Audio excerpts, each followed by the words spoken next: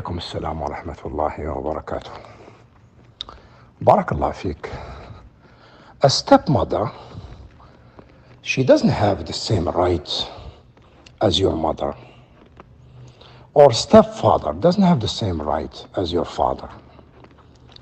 But they deserve from us good treatment.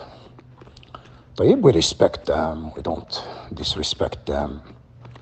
And there is nothing specific about them except the general text that we respect them and treat them well, and we don't harm them verbally or physically or the like, and we interact with them with goodness and respect.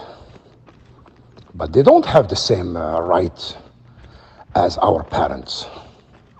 Now, barakallah.